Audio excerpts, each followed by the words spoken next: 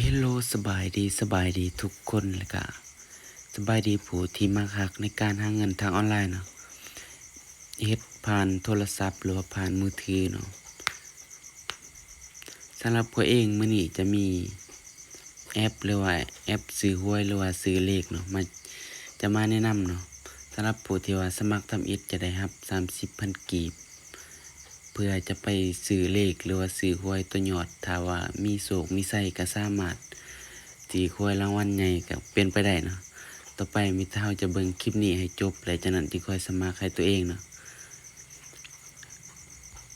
ต่อไปเราจะเข้าในเครื่องดาวน์โหลดเนาะบ่ว่าจะเป็น App Store หรือว่า Play Store ก็ได้แล้วแต่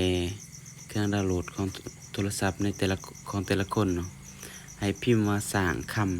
ำพิมพ์แล้วจากนั้นกดค้นหาแล้วเราจะเห็นแอปแบบนี้เนาะมันเป็นแบบโตสร้างแล้วก็งวงสร้างเนาะต่อไปเราเข้าติดตั้งไปเลยเนาะเข้าติดตั้งเมื่อเราติดตั้งไปแล้วมันจะออกหน้า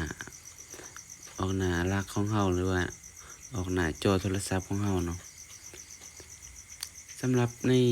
การเฮ็ดผ่านโทรศัพท์หรือว่าผ่านออนไลน์นี่เราต้องมีบัญชีเนาะสำหรับแอปสร้างคำตัวนี้มันจะมีให้เราแบบว่าบ่อยากลงทุนก็สามารถมีเงินได้เนาะต่อไปมีแต่เราจะเข้าในขั้นตอนการสมัครไปเลยให้เราเข้าในแอปเนาะ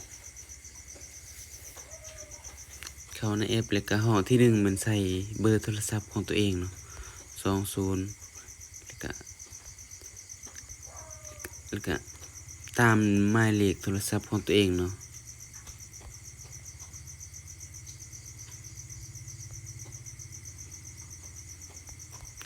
ก็ส่วนที่2แม่นรหัสแนะนำแม่นให้ใส่ตามนี้เนาะ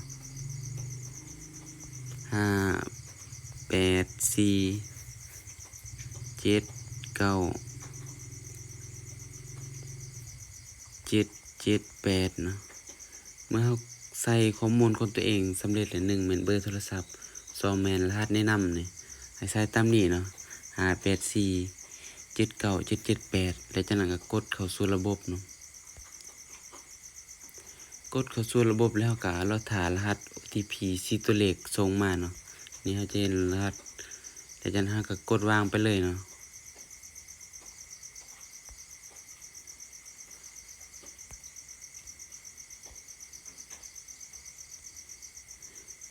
ก็โอเคนะถือว่ารับ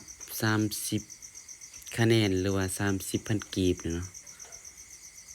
สำหรับวิธีสมัครก็สิมีประมาณนี้เนาะถ้าว่าผู้ใดที่อยากหาเงินที่แท้ทางแอปสร้างคำทางเราจะสอนเนาะให้แม่นให้ทักปรึกษาส่วนตัวตามเบอร์ที่ว่าใต้คลิปตัวนี้จะปักหมุดไว้เนาะให้ทักวิธีสร้างรายได้แล้วก็วิธีหาเงินได้ ให้สิมีรายได้เนาะจากแอปสร้างคำก็สามารถอินบ็อกซ์หรือว่าทักส่วนตัวก็ได้เนาะ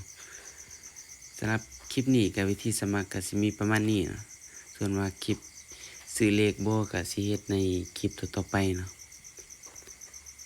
ฝากให้ทุกคนกดไลค์กดแชร์กดติดตามช่องเพื่อว่าบ่ให้พลาดในคลิปต่อๆไปเนาะ